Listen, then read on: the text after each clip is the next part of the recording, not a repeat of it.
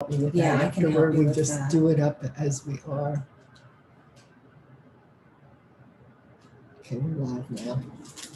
Live stream.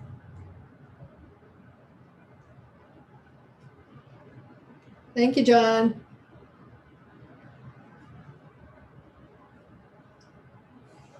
There you go. You should be co-host. Great. Perfect.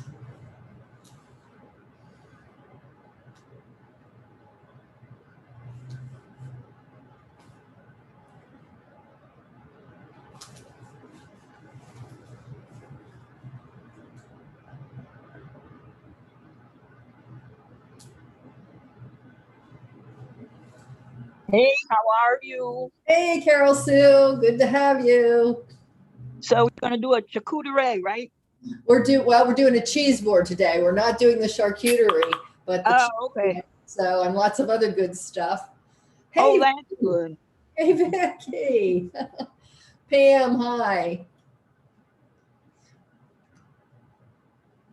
I see lots of new faces today. Hello, Joyce and Cynthia. Hello. Hello. Good to have you. Everybody's here. We all love cheese, right? Right. That's what I was just gonna say. Yep. So how's everybody doing today? Good. It's nice and warm in Connecticut. It's like 66. It's kind of like that in Pennsylvania too today. It's really a welcome change, huh? It's just another gorgeous day in Northern California. Oh, Vicky, yeah. Who else is from California? Anybody else from California online today? No. I see somebody. Yvonne, you've got nice sailing pictures back there in the background. Are you a sailor? Do you like to sail? Yeah, I do. Nice. Looks beautiful. Okay, well, we've had a lot of people join in right away, and I'm going to go ahead and share our screen here so that we can get started, and then we'll move on to our talking about creating a simple and elegant cheese board. And I'll introduce you to our very special guest today. Oh, there are a few more folks coming in, so I'll just wait for a moment. Hi, Kathy. Hi, how are you? Good, thanks. Good to see you. Hi, Sandra. Hey, Dale. Hello, Karen. Hi, Nancy. Hello. Cynthia. Hi. I see you, Cynthia. Awesome. Wow, we've got a great crowd today. And Liza was just asking me, do people ask questions? And I said, I hope so. So be prepared. She's ready to take on some questions, and she loves it. Okay, now I think we'll go ahead and share screen. I think I'd like to ask, how many of you are new to Get Set Up? Is there anyone brand new to Get Set Up? How about new to my classes? I think I see some new people. Yeah, we're new to it. Randy, Toby. I'm new. Nancy. Oh my, great. That's wonderful. Thanks for joining me today. I hope this will be the first of many. Obviously, I struck a chord with cheese, so that's a good thing to know. We'll have to do more cheese-related classes. Okay, so I am sharing my screen right now. You should be able to see that lovely cheese board. Can you see that? Just give me a thumbs up. Let me know that you see it. All right, that's fantastic. We're going to have Chef Liza Naylor talk here in a little bit, but I'm going to start by introducing myself. My name's Deb Livingston, and I'm your guide here from York, Pennsylvania. And my background is learning and development in the corporate world. So I spent many years doing training and doing leadership coaching and that sort of thing in an environment where people didn't always want to show up for what I had to offer. So I'm really happy that you all are here because you want to be, and that we get to talk about something we all really like, which is food, and today especially cheese. So I have a lot of fun doing this, talking about whole foods and about organic gardening, and it all comes into play in the cooking classes that I teach. And you can always look for those in Get Set Up's website by typing my name or any guide's name in the search bar to find out what classes they teach. And I just want to give a shout out to Vicky, who's up there in my right corner, Vicky Soul. Vicky, come on board and just say hi and give them an idea of some of the classes you teach while you're here. Hi, Deb. Thank you. Hi, everyone. My name is Vicky. I'm a Get Set Up guide. I've seen some of you in my classes. I teach a lot of the technology classes, Google, Zoom classes, some of the cloud storage classes, and that's my area of expertise. I leave the cooking to Deb. And Vicky, I think you do a really fun class on TikTok too, don't you? Yeah, TikTok and Snapchat. Yeah. So what's coming up tomorrow? Anything that we should know about just in case? Let's see. Today I'm teaching Dropbox, and I'm also teaching Google Contacts. Okay. So those are some newer classes. Oh, great. Okay. So there you go. Vicky is a great guide, and she'd love to see you in class if you haven't checked her out yet. Thanks, Vicky. So you can tell, and you've all been around Get Set Up now for a while, that we are a learning community that really values interaction. And many of you have joined by camera. That's fantastic. That's the way that we really, I think, learn best on this platform, when we can see each other, when we can have conversation, whether by microphone or in the chat. And John is here with us today, so he's going to help me to monitor the chat if there are questions there or comments that I should know about that I'm not seeing. So Liza is going to be doing a lot of talking. I may have more time to check the chat. So either way, we want your questions, we want your comments, and that's what we're all about here at Get Set Up. You will be able to request a recording of this class afterward by emailing help@getsetup.io. I think you are pretty much familiar with that as that email address at this point. The other email address that I'm going to put into my chat box here is the debtheguide@getsetup.io. And that's an email box that I would ask you to use to email me your ideas, your thoughts, your recipes, and pictures. Especially, you know, for this class, you could send me pictures of the cheese boards that you create after Liza gives you some inspiration. So use that email address, and I think that would be really fun for us to be able to share. And by the way, Scott Sleek, one of our guides, teaches a class on food photography. So if you want to know how to get a really great shot of that cheese board, check out that class. We are having this class by live stream today. You probably see that if you're on the website, the little TV icon on the left, you click on it and you'll see whatever class happens to be live at the moment. And I just want to say hi to those of you who are out there on live stream. And if you would like, we would certainly like to have you register for classes in the future so you can be part of a group like this and join in the conversation. It's a lot of fun. Lastly, I just want to say that even though Liza and I are dear friends, and she's brought some products here that she's going to talk about, I don't get any free products from her, and I haven't been paid to promote anything that she's doing, nor has Get Set Up. We just don't operate that way. So just so that you're aware of that. And here is our agenda for today. I'm going to introduce you to Chef Liza, and that's going to be the biggest part of my role, other than to walk her through what she's going to do today, or ask questions, I should say, and monitor your questions. And she's going to talk about the elements of a balanced and attractive cheese board using the things that you have. You don't have to go all fancy. I think that's the message she's been telling me. Use what you have. So she's going to get into that and into this rule of 3, and then build the cheese board as we go along with some very simple things that you can make and put together to make it really attractive.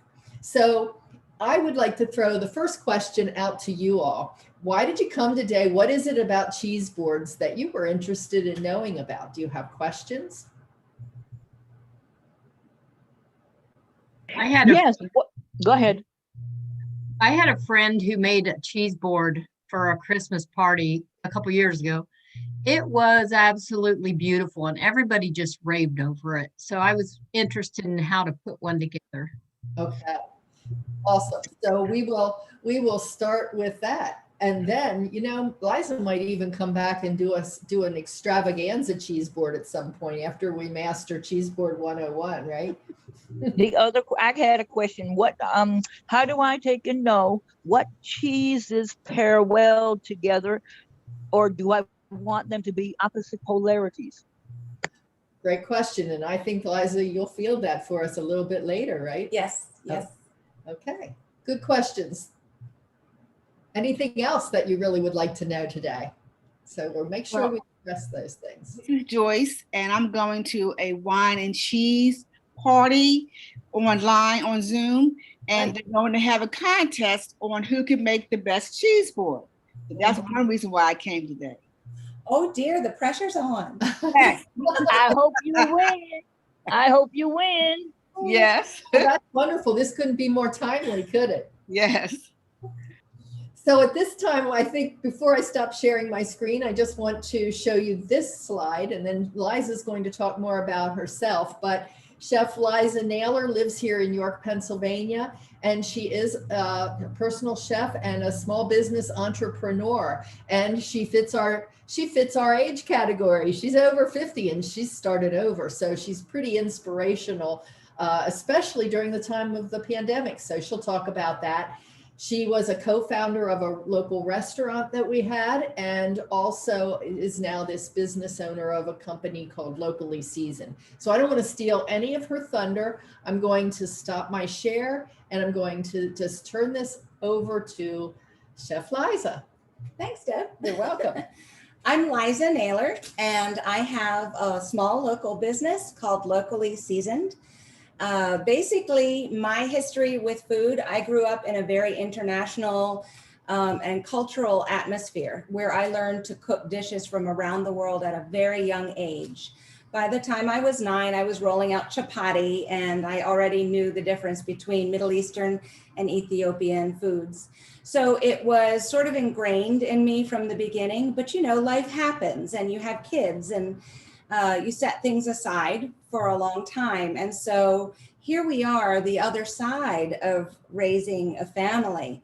And you want to take everything that you know and love and are inside, and you want to turn it into something that is contributing to the community in a very positive way, and hopefully be a little bit of an inspiration to your kids while you're doing that. So that's where I came up with being a personal chef and just sharing my love of food, teaching cooking classes throughout the area, being involved in a lot of small business startups, just sort of help out with the food aspect of it. And then that turned into what Locally Seasoned is now, which is really honing in on gourmet pantry products and things that you might put on a cheese board or serve with chicken or meat or pork, that kind of thing. So that's in a nutshell what I do. But cheese boards are super popular. Everybody's doing them. And I really want to demystify and make them as comfortable for you in your capacity as possible. So whether you're looking for something that's absolutely divine, or you're looking for something that's just simple and you really want to make your guests feel completely welcome, cheese boards are perfect for that. You don't have to slave over an oven or, stirring or come up with something. The souffle will not fall with a cheese board. And there are so many things that you really cannot go wrong with. So what I'm going to do, I'm going to share with you one of my secrets when I'm doing a cheese board for an event. And this is a little hint that we'll get into a little bit later on with regard to setting up the cheese board. But one of the things you want to do is provide a little bit of height to your cheese board. It could be completely flat, but what makes a cheese board so inviting, it almost draws you in, is when you have a little bit of height. So we're going to create a little height. We can use regular crackers, and when you go to the store, sometimes you see very long crackers, but I love to use naan. So we are going to make a simple naan crostini. Crostini is usually made with a baguette, but I love it with naan, and it goes over really, really well. So that's what we're going to do first. And what is naan, Liza? So naan is a Middle Eastern flatbread. It's super versatile. You could make this into a personal pizza. You could make it into a gyro. There are so many different things you can do with naan. Naan is designed to be torn, and you use it to sort of sop up all kinds of deliciousness in whatever dish that you're eating. But that's basically what naan is. It does have yeast. It's not an unleavened bread.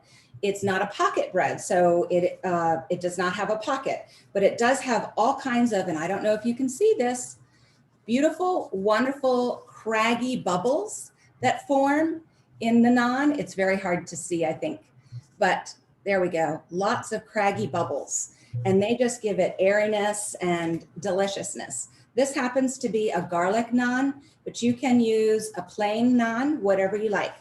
So what I do is I put it on the cutting board, and I simply cut it into long strips, probably about anywhere from 1.5 inches, sometimes 1 inch long. And that is all you need to do. And we're going to place it on a baking sheet, just like so. And then you can use a little bit of olive oil.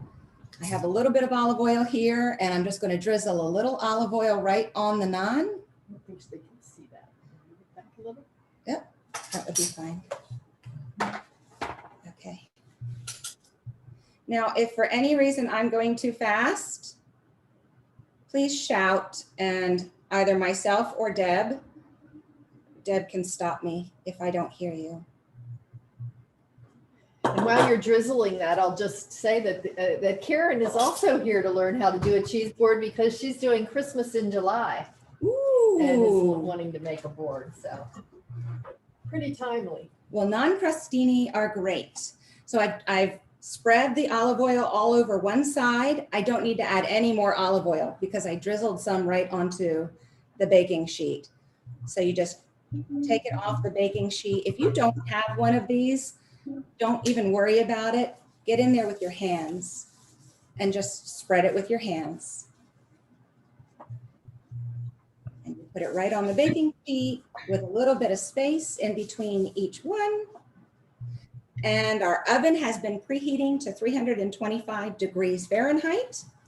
I'm just going to get a little bit of the oil off my hands. And while you're doing that, there was a question about where in the grocery store would you find naan, and Carol Sue said in the bakery at Kroger, in the bakery section. Is it there and anywhere else in the grocery store that you would find it? Typically it isn't in the bakery section, yes.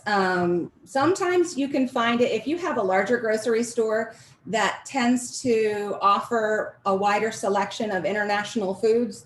You may even find it in the bread aisle. Alongside any of your pita pocket bread or, your, what is it, the South American tortillas. Thank you. So the only other thing to add to your naan, we brushed it with olive oil on both sides. It's just a little bit of wonderful, this is, I'm guessing, Himalayan pink sea salt. You don't need a whole lot with kosher salt or with your Himalayan pink sea salt, because kosher and Himalayan pink sea salt have more flavor than your standard table salt. So don't feel as if you need to use a whole lot if you're using kosher or the pink sea salt. And that's it, guys. We're just going to go ahead and put that right into the oven. Thank you, ma'am. Baking assistant here. And did you say that's how long are we baking those? So we're going to set the timer for 18 minutes and we're going to check it in 18 minutes. It really all depends on your oven. Some ovens will have it finished and nice and crusty in 18 minutes, and then some ovens might need a couple more minutes. And I just have to take a pause here to say, I think most of you who show up here to my classes in the kitchen regularly hear me say this: Alexa, set the timer for 18 minutes. So Liza is a great kitchen help, and we have classes on that too. So if you want to come to see more about how you can use Alexa or what Alexa is, check it out. So thank you. So I'm totally guilty of using Alexa at home, and I think we're calling her name too often, so she's probably very confused. Yes, I think she So is. now we can get started on our cheese board. I'm just going to set this aside. She may not have answered on that. Alexa, set the timer for 18 minutes. Oh, she did get it. She got it. She got it. Can everybody see this board okay? Okay, awesome. So I have it tipped towards you a little bit so you get a nice little sense of things. And then as we finish it, hopefully you can see it really well. I want to make sure, there we go. So a couple of things to keep in mind when you're doing a cheese board. Today, we're doing a simple cheese board, but we will get into some of the things you can add to really elevate it and maybe do some competing if you'd like. There are, in terms of the cheeses that you select, number one, choosing what you like is great. However, I would suggest that you keep in mind that you're looking for a flavor experience. You are looking for something that's super creamy, and it can be as simple as cream cheese. You're looking for something that's really sharp, like a cheddar or a Belvatano, and you're looking for something that's tangy. So you could do a goat cheese, you could do a manchego, but those are kind of the three: creamy, sharp, tangy. Now, when you go to the cheese counter at your local cheesemonger or your local cheese or grocery store, you're going to see that there are so many different cheeses. Some of them are already your favorites. Some of them are new. If you'd like to stick with what you know, maybe that's a way to keep your budget down. Make it more budget friendly to do it that way. So keep in mind, we're going creamy, sharp, and tangy. So that's 1, 2, 3. So for our. While you're getting that, can I just ask, somebody ask what's the temperature in the oven for the crostini? 325 degrees Fahrenheit. 325. Yes.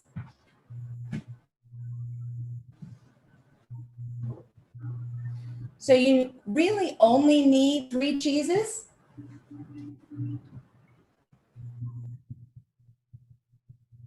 But we have a few more. This was great. Deb had a couple of cheeses in her refrigerator already. This is a simple brie, and she had already gotten into it. You don't have to put the entire brie on. Don't feel as if you have. If you have, remember, people are nibbling. They're not doing this to get completely full. This is almost something in the catering world that wets your whistle, that gets your appetite flowing, is called an amuse-bouche. And essentially, it's something small, but it's packed with flavor. And it really gets your taste buds, sort of gets you salivating for whatever's to come next. So there's a social aspect to your cheese board because everybody's oohing and eyeing and thinking, their mind's thinking, what if I paired this with this? There's a beautiful aesthetic quality that says, I care about my guests and I want you to have a good time. I care about you. And there's also just sort of preparing for the meal. So we're going to start with our cheddar. A hard cheese, you want to have it pre-cut. And actually, before I pre-cut, I'm going to place. So here we are with our hard cheese. Then we're going to pick our creamy cheese. And let's see, we're going to go for the tang of a goat cheese. So here we have a goat cheese, and I'm just going to place that here. Now I know it's probably hard for you guys to see, but as you can see, we have, 1, 2, 3. 3 cheeses, very carefully placed. They aren't exactly in each corner. They're slightly offset, but visually I call it the rule of threes. So if anyone does any gardening, you'll know that you plant your plants in either 3 or 6 or 9. Anything divisible by 3 is visually very aesthetic. So using the rule of threes, we're going to place 3 different cheeses. If you want to add a 4th cheese, that's fine. I would, however, suggest it has a little bit of form to it. So, for example, this Boursin. Boursin is, if you're not familiar with it, a very creamy yet pungent. It's very flavorful, very garlicky, tons of fresh herbs, dill probably, and maybe some basil in there. Oh, awesome. So this is, thank you. This is the packet of Boursin, which you're probably reading backwards, but that's okay. So it has tons of herbs. It would be, I would qualify this halfway between creamy and tangy, honestly, because the garlic is strong. These are strong cheeses. So you can put it right here, or I'm going to put it right there, right next to the brie. And I'm not going to put the entire brie. So as you can see, between the Boursin and the brie, I've created one section. So it's still the rule of threes. 1, 2, 3. There's a little bit of height to the Boursin. It's a little taller. It's not completely linear. So visually, it's very pleasing. There's a question here, Liza. Is it a good idea to place labels to identify cheeses? That's a great idea. Not only is it a good idea to place labels if you have the time to handwrite them out, but you could also do suggested pairings. So you could say, for example, brie pairs well with mustard, pairs well with cherry jalapeno chutney, pairs well with, you could just sort of put suggested pairings as well. Does that answer your question all right there? I think so. Yes, thank you. Thank you. Yes. All right, so when you have a hard cheese like this cheddar or a manchego, manchego's great because it cuts so beautifully well. And it's super crisp when it cuts. It doesn't fall apart in any way. But you want to pre-cut it, pre-slice it. Make it easy on your guests. It is a little awkward reaching over a cheese board because you need to cut a hard cheese. So if you can pre-slice any of your hard cheese, that is great. So I just pre-sliced some of the cheddar. You can see that. Now I'm going to cut it in half again because you don't need a whole lot on your cracker. So here we are going to just sort of fan out our cheddar, and we're going to bend our fan ever so slightly. I don't know if you can see that. And then I'm going to fan it the other half.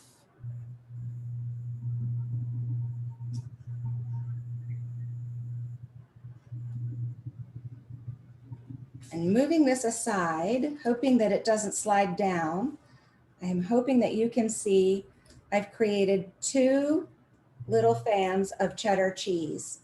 Very inviting. And then we're going to put our tangy goat cheese right down here. This you couldn't possibly pre-cut even if you wanted to. It's a big old sloppy, messy cheese. So delicious though. All right, so can everyone see we've done the rule of threes, even though we're using 4 cheeses. We've pre-sliced our hard cheese. And now we can build our board from here on out. So using, let's see, I'm going to grab a couple things from over here. You can use different kinds of crackers. I'm just going to place this here. Here is another really wonderful hard cheese. This is a Gouda. Again, this one you would simply pre-slice it, going all the way up the wedge. Putting that on your board is beautiful. A wedge is beautiful when it's pre-sliced like that. This is a Havarti, which is very tangy, really, really delicious. Wonderful with sweet accompaniments, even with honey. And this is just a white sharp cheddar from the grocery store. So lots of different examples. And Deb just brought over some of these really cool, this you would do last, by the way. But I guess you can write on these. So this would be, you know, it would say Boursin cheese right here. And you would just put it right in. But they're great. And suggested pairings, maybe you have that off on the side on a piece of paper that you printed out. That's really cool. Thank you. All right, so from here, I would move on to some of the crackers and some of the fruit. We have some fruit washed. Awesome. So what do you think about this, Liza? Carol Sue says one should keep the ingredient panel of the crackers also because many people have allergies. Yes. Have you had to deal with that in your catering? I have. Yeah. So one of the things I'm really careful about is understanding allergies. And if you do have someone who has an allergy, if they, for example, cannot have gluten, then you want to make sure that they understand if you put their gluten-free cracker onto the board, there's a potential for cross-contamination. So determine for yourself if this is the kind of allergy where they simply pick out what they know is gluten-free, or whether you need to keep your crackers completely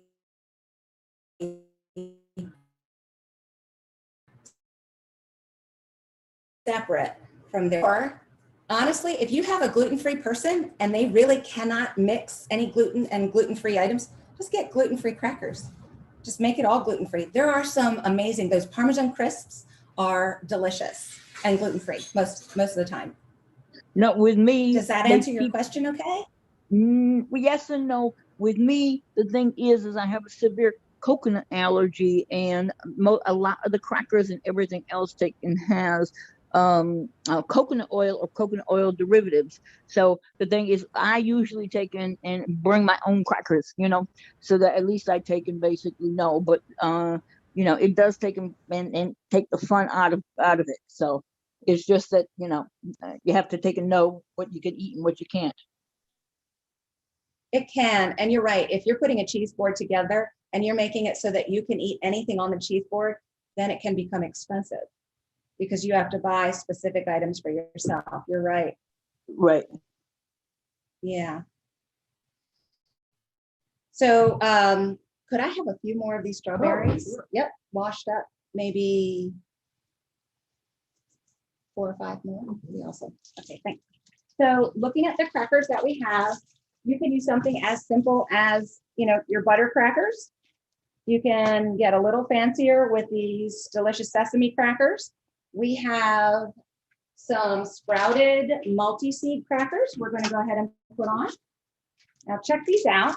These are longer. I don't know if you can see that. These are longer. The beautiful thing about longer crackers is that they fan out beautifully. So look at the shape of your cracker. If it's round, is it oval, square, rectangular? Is it long like these?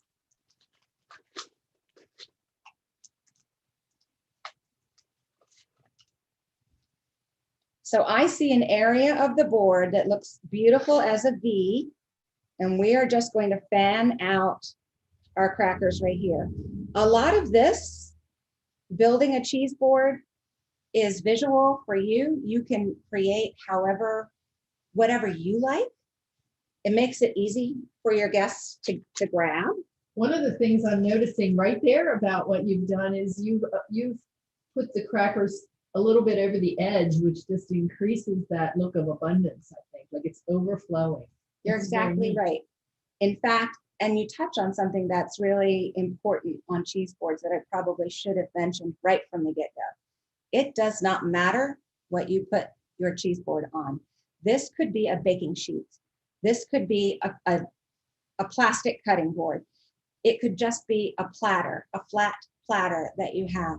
By the time you build your cheese board, it is, as Deb said, overflowing. There's a sense of abundance, which is your gift to your guests.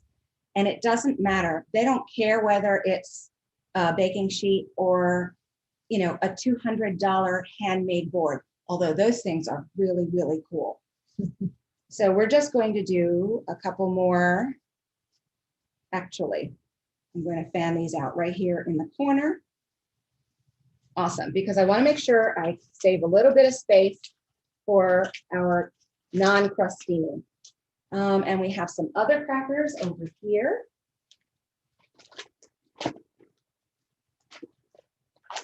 And these crackers, are these gluten-free, Deb? Yeah, those are rice crackers. Sweet. Let me get these over here so you guys can see. Can you see those okay? These are really neat looking crackers, and they have little sesame seeds in them. So we are just going to create a little frame with our crackers.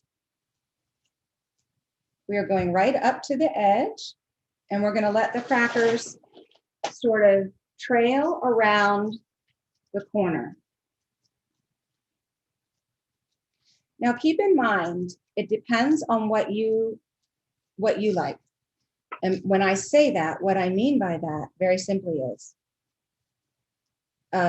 if you like things to be very symmetrical, the same on both sides, do it. It's not going to hurt you. I happen to like things that are not symmetrical. I like some interest, and I want my eye to wander from one end to the other. And this ends up looking almost like a road map with different sections or different rooms that you can go in and explore. So I've just put these right around the edge like so. Then we have our washed berries, which look absolutely beautiful. We're going to put them in threes. Again, the rule of three. So we're just going to start putting 1, 2, and feel free to overlap. Don't worry about things touching. And you're not capping those strawberries, I see. No, it gives your guests something to hold on to. Alexa, timer off. You want to check the I oven? will. I'll check the crostini. So here And- you and use your, This is a good time. I just want to pause for a second and see if there are any questions while I'm getting these out of the oven. Just take a brief pause if you want to unmute yourself and ask Liza anything she's talked about up to this point.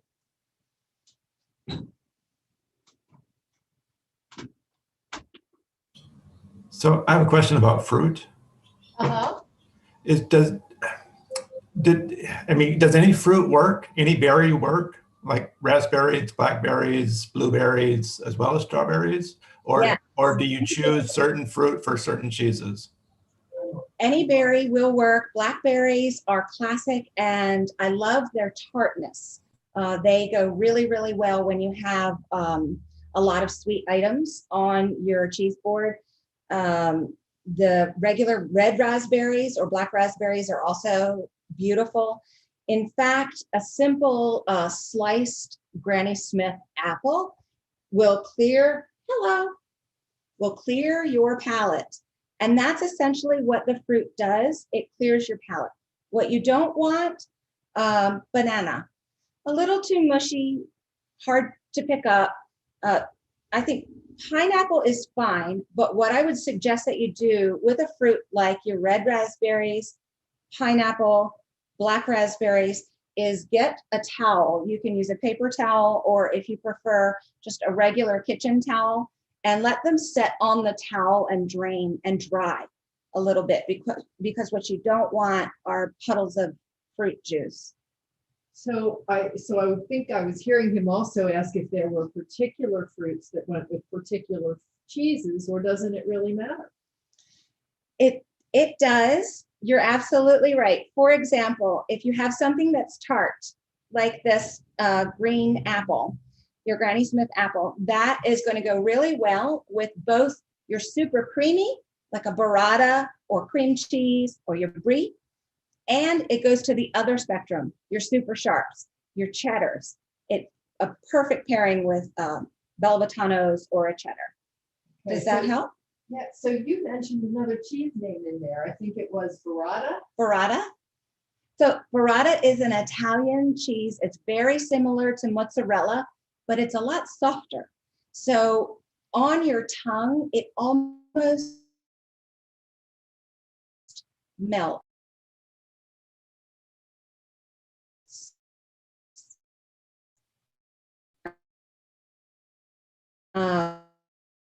On your tongue, and it's in the mascarpone, and it's creamier. The difference between half and half and heavy cream. So I hope that helps. Does that answer the question? Did we answer your question well? Oh, we're freezing. Yep, it's good.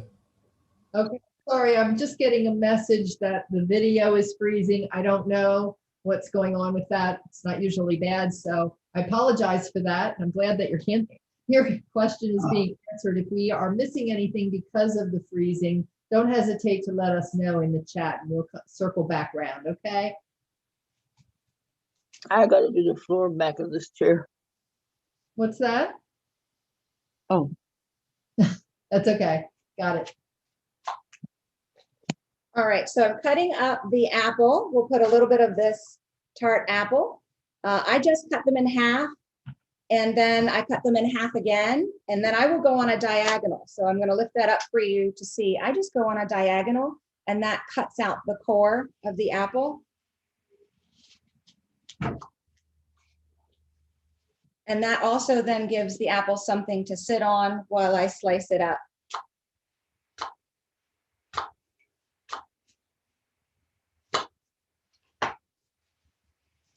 And again, we can fan this out.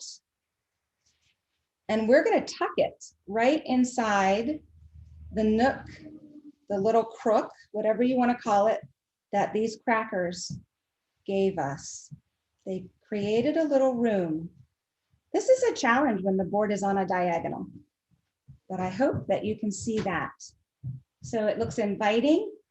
It's nestled right in there with the crackers, and you have something nice and tart. So going back to the strawberries, which is what we chose to do today, and remembering the rule of threes, we're going to put 1, 2, 3 sets of strawberries. And if you notice, each set of strawberries or berries has 3. So you don't always have to count. For example, if you are using black raspberries or red raspberries, don't sit there and count 3, 6, or 9 berries. Just know that put a little pile in 3 sections. You're also spreading out the color because this is your palette. You are building something that is artistic in a way. So you're making it very pleasing. Now, I'm going to hold this strawberry aside because I'll show you something with that later. Let's see what we have. Awesome. Yes. So if you want to set those aside to cool. Okay. I don't know if there's a way to show everybody. They're nice and golden brown. I don't know if you can see, guys. There. Pretty good. That's the reverse side. So we turned them over for 2 minutes. Yes, we turn them over and we put them back in for 2 more minutes. I find that you never have to go more than 20 minutes with naan. And sometimes they are done at 18 minutes. When you test them, which is what I did at 18 minutes, they still had a little bit of play and bendiness to them. So I just wanted them to firm up just slightly. They have a little bendiness now, but as they cool, they'll crisp up. So we're going to let them cool off to the side here. All right, so looking at other items that we have, this is where you can have so much fun. So we're going to put some nuts. Not everyone can have nuts. You can choose what nuts that you like. I'm going to nestle a couple of nuts right in here.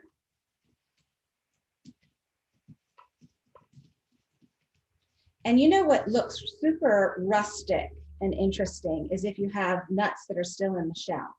And then off to the side of your cheese board, you can have your nutcracker and your little pick. And folks can choose some nuts in the shell if they'd like. Almonds are super popular. Roasted, salted almonds are absolutely delicious. Marcona almonds. Now, here's the thing. If you're working with a budget and you look at the price of Marcona almonds or roasted, salted almonds in the store and you think, oh, I have to buy this bag for one cheese board and it'll be a month before I do another cheese board for my friends. You can freeze nuts beautifully. They freeze, the oils will not go rancid. So that is exactly what I do. I will spend the money on a nicer nut and then I'll put it in the freezer. So then I just pull out a little bit of the nuts and put them on the board. And I stopped before I got to my third pile. Shame on me. So we're making a third pile of nuts. Very, very cool. Don't fall off. Okay. And now we can get into things like pickles. We don't have pickles here today, but we do have something called a pickled mustard seed. And that is, I hope you guys can see that okay. So those are mustard seeds that have been pickled in a little bit of vinegar and sugar, and that is it. And what can you say? What else can you say about those pickled mustard seeds? Well, I make pickled mustard seeds and they are getting ready to be on my website. If you are interested in some of the products that I do offer, chutneys, a couple of things like these pickled mustard seeds. And then there's a bacon balsamic onion jam, and that should be on the website within the next week or so. I gave Deb some samples here to try the last time we got together because we like to exchange little things, but alongside some chutneys on the website if you're interested. So the website is www.locallyseasoned.net. And I will put that out. I will put that in the chat. Yes. And you can have that if you would like it. Yes, thank you. Or I'll put it in the email after the class too. But you'll also find on the website, I'm just crazy about food in general. I will share stories. I will share recipes. I just make it as fun and interactive as possible. It's just that I also happen to have the gourmet pantry items as well. Okay, so moving into that, we are going to, Deb had purchased cherry jalapeno chutney, and we're going to go ahead and open that. You can use pepper jelly. You can use apricot jam. You can use grape jelly, whatever you like. So here you have a very sweet item. I'm going to grab a spoon. Slightly sweet, slightly tart. And we're going to pair sweet with sharp or tangy.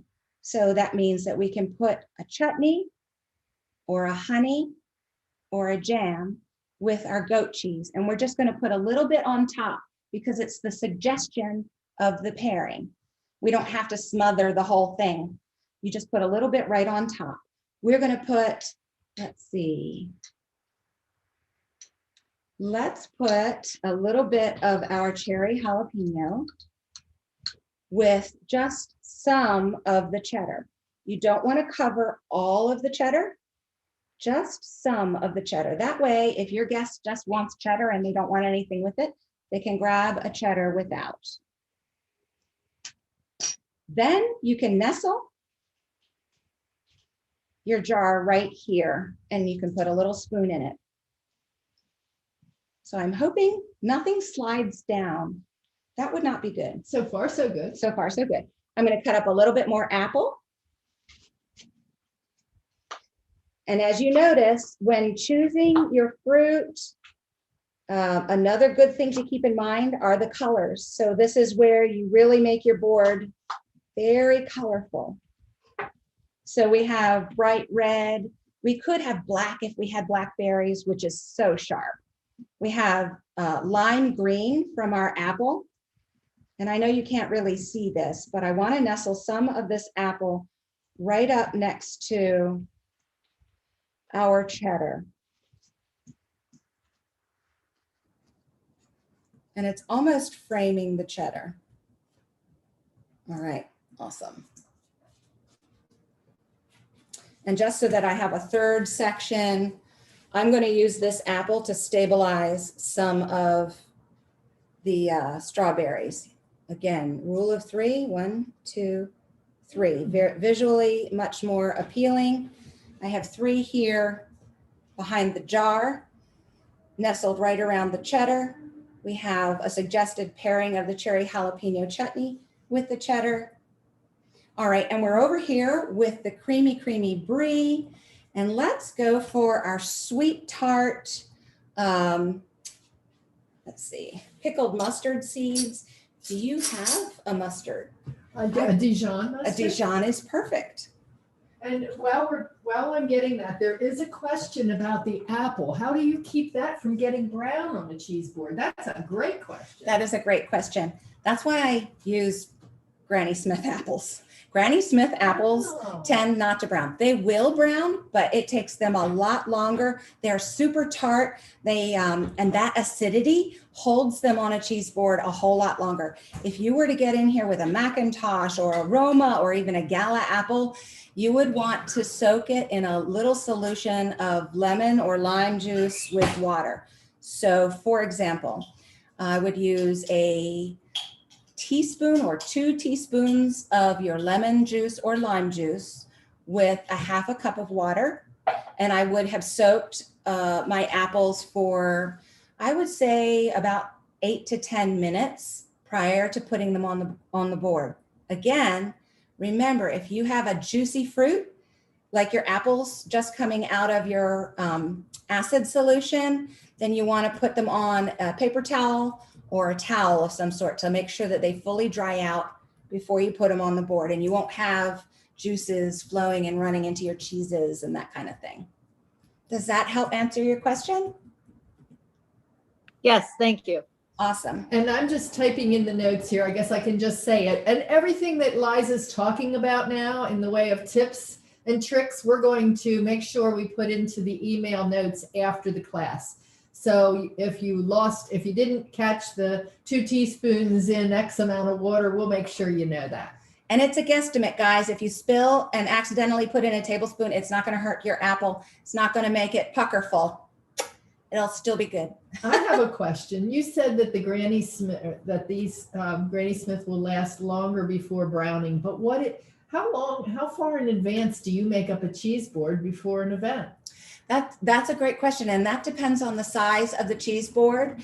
If I'm doing a cheese board, or actually at this point it would be called a grazing table. So for example, a grazing table for 100 people. I will arrive about 3 hours early. The apples will be one of the last thing, any of the fruit will be one of the last things that I put out on the table. But at the same time, it's probably going to go out an hour before the event starts. And then you still have another hour. Usually it's your social hour prior to dinner being served with the Granny Smith. At that point in time, you will notice right around the edges, they will start to brown a little bit, but the guests are already having a great time. They have a couple of drinks in them already, and they don't care. All right, thanks. I just want to let you know it's 1:52. Oh, okay. And so the other question that we have, and I won't hold you up here, you can keep on moving, but Carol Sue said, how long can a cheese board safely stay out on the counter? Yeah, cheese is one of those things. It really is better at room temperature, but if you are concerned in any way with the safety of your cheese, I would not have your cheese board out for more than 2 hours. I wouldn't let the cheese out for more than 2 hours. So you have an hour to set up, you have an hour for your guests to eat, and then I would just wrap up your cheeses. But cheese boards are more safe than putting out chicken salad, egg salad, or a lot of the other a lot of the other appetizers, deviled eggs, that kind of thing. Yeah. Okay, thank you. Wow, I'm just observing what you've done there. That's something I never thought of. I was always putting my little condiments in little bowls all over my cheese board, and there, those mustards, that mustard is just draping so nicely off that piece of cheese, and the other, what is the other thing that? So this is the bacon balsamic onion jam. Delicious, by the way. Yes, yeah. and I do, if you notice, I do put the container so that folks can get more if they want. And I'm not worrying about how nice the container looks. You can use something really nice, like one of these little finger dishes, or you can just use the container that it came in. So that said, I want to add a little bit of height to our cheese board today. May I grab a wine glass? Do you have a nice goblet? I should have asked her ahead of time. And then we're ready for our naan crostini, because I know we're running out of time. Awesome. Is that good? That's perfect. Thank you. And So because this is on a diagonal, I'm going to take it back to flat so that we're safe. And I'm going to move it back so you guys can see. And you just need one? There you go. Okay. Yep. Gotcha. Oh, I see. Oh. So here we're adding a little bit of height. You can use mason jars. You do not have to be fancy at all, but your guests will love it if you put a little bit of naan crostini, creating beautiful height and interest. Of course, I usually do a whole lot more than that to your board. It can be high up in a glass like this, or you could have it, lower in a whiskey glass or a mason jar. It's entirely up to you. So then you can, let's see, and I know we don't have any herbs today.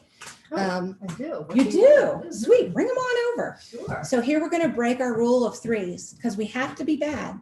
You have to think, I'm going to be bad and I'm gonna break my rule of threes.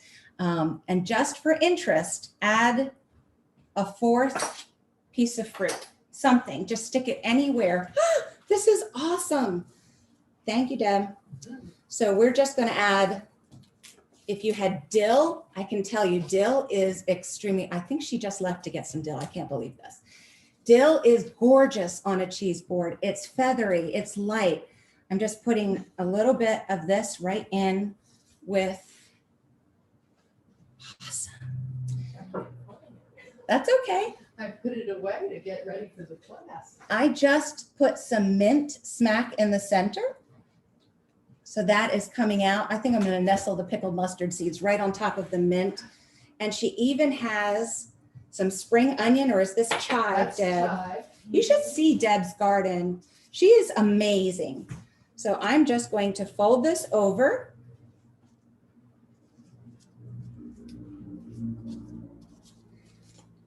And I'm going to nestle it underneath some of our crackers. So not only do we have the green, the interest, the height, the freshness that herbs visually bring, but the smells are amazing. So I'm smelling garlic from the boar's end. Hello, dill. I love you, dill. Quite a bit. That's okay. And you don't have to be, it doesn't have to be incredibly gorgeous. You just want to put a little bit around. It's soft, it's feathery, it's inviting.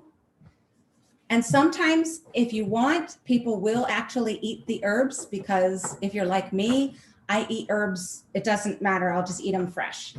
Does anyone have any questions as we're finishing up our cheese board today? I hope I covered in terms of pairings. We were going to talk about pairings. The basics of pairings are, if you have a tart cheese or a very, very sharp cheese, you want to pair it with something sweet. That's why your blue cheese is most often paired with honey. So super, super tart, super, super sweet. Your creamy cheeses, they go really well with tart items, a little bit of tang from the mustard seeds or the mustard. I know you did grab a little bit of mustard, which we can nestle right into one of these little bowls here and put in there. I guess I'll have to have a party after this. What am I going to do with this cheese board? Are you coming over? Are you all coming over? And Joyce says, how beautiful. I love it. Yes. So we just nestled in a little bit of mustard. Now you can also include something that's sweet. I'm looking for a place to nestle some more. I'm just going to put it right in the back here. Some more of the the bacon balsamic.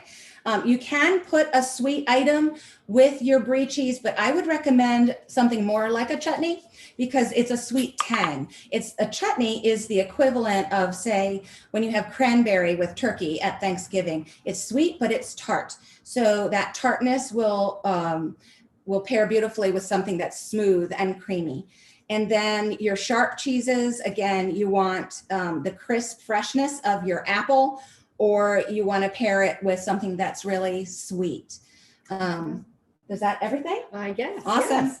So there we go. We've got a completed cheese board. It looks gorgeous. Gosh, Liza, you made something out of all the odds and ends I had in my refrigerator. And I thought I had to go out and spend a lot of money to make this gorgeous cheese board. So thank you. That's Deb. really wonderful. This was fun.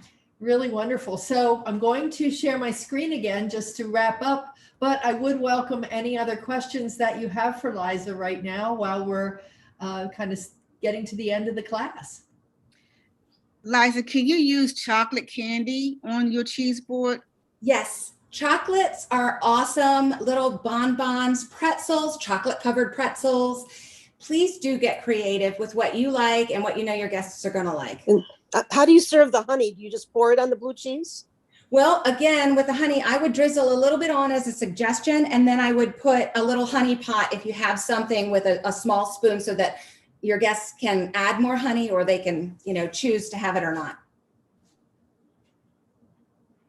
Okay. Anyone else? But this has been wonderful. Thank you, Liza. Yes, thank you. And if Awesome. Liza didn't mention, I don't know if she mentioned this. She said I bought it, but I'm not sure she said I bought it from her. And she makes wonderful chutneys, and she's just getting revved up. What you don't know and that she didn't say is that she reinvented herself through the pandemic, which is something we've all had to do in one way, shape, or form over this last year and some months. So she's done a fabulous job, and now she's here showing us about cheese boards. So thanks again, Liza, for coming today. Thank all of you for coming today. I'm showing you my screen now to show you that my next class well, I have one this afternoon to just talk in general about cooking and food. So whatever is on your mind, we can talk about. And tomorrow, Mexican fiesta out of the kitchen. I'll be making something on my list of Mexican foods for that class in the kitchen tomorrow.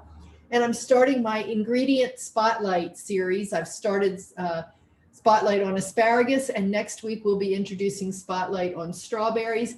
And our own Pam Penny, is she still here? Pam, are you here? Is going to be baking scones with us next week. So that's fantastic. We will send out the notes after class so that you get all of the tips that Liza mentioned. Well, some of them that we tried to capture here as far as temperature and time and ingredient amounts and so on.